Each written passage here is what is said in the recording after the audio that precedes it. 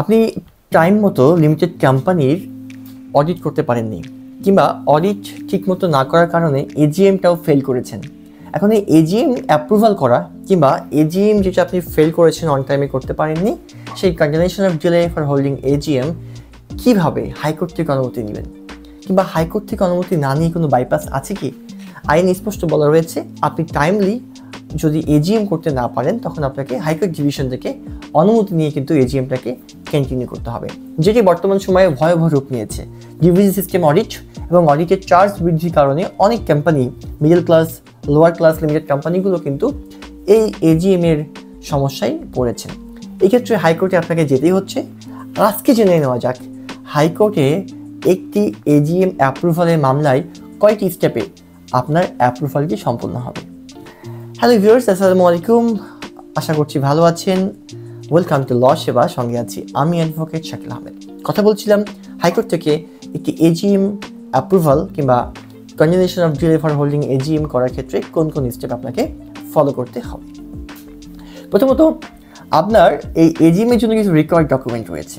ডকুমেন্টগুলোকে collect করবেন, করে আপনাকে একটা পিটিশন রেডি করে প্রথমে আপনি এই পিটিশনটি হাইকোর্টে সাবমিট করবেন। সাবমিট করে প্রথম দিন কোর্টে আপনাকে একটা হিয়ারিং করতে হবে, সেটা হচ্ছে অ্যাডমিশন হিয়ারিং। সো অ্যাডমিশন হিয়ারিংয়ে কোর্ট আপনাকে অ্যাডমিট করবে যে হ্যাঁ, আপনার মামলাকে অ্যাডমিট করা হচ্ছে, অ্যাকসেপ্টেন্স আমরা বলতে পারি সহজ ভাষায়। অ্যাডমিট করে আপনাকে প্রথম স্টেপ শেষ। সেকেন্ড স্টেপ হচ্ছে কোর্ট আপনাকে একটা অর্ডার দিবে যে কোনো একটি পত্রিকাতে, একটি বাংলা একটি ইংলিশ পত্রিকাতে এই যে এজিএমটা আপনি করতে পারেননি এবং কোর্ট আপনাকে অর্ডার দিয়েছে সে বিষয়ে একটা নোটিশ লয়ার সাহেব লিখে আপনাকে দিবেন। সেটি একটি বাংলা এবং ইংলিশ যেটি কোর্ট মেনশন করে দিচ্ছেন সেখানে আপনাকে ছাপাতে হবে।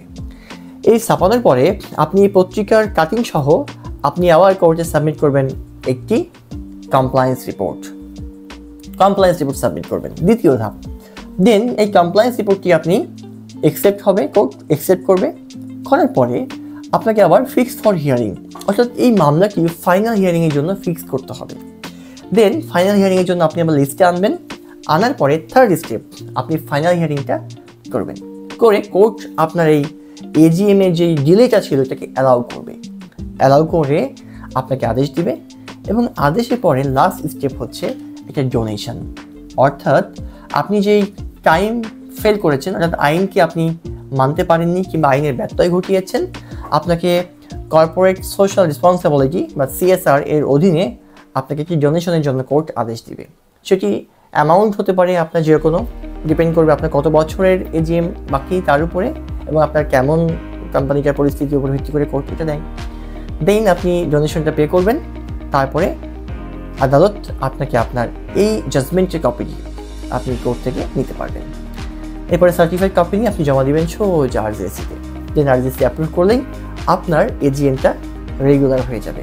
অ্যান্ড তারপরে আপনি একটা সার্টিফাইড শিডিউলটা নেবেন, তাহলেই আপনার এজিএম অ্যাপ্রুভাল কমপ্লিট হয়ে যাচ্ছে। আগামী দিন কথা বলবো হাইকোর্টে মামলাগুলো করতে আলটিমেটলি কেমন খরচ হয়। সো সঙ্গে থাকবেন ল সেবার, দেখতে থাকুন আমাদের বিভিন্ন তথ্য সমৃদ্ধ ভিডিওগুলো। আল্লাহ হাফিজ।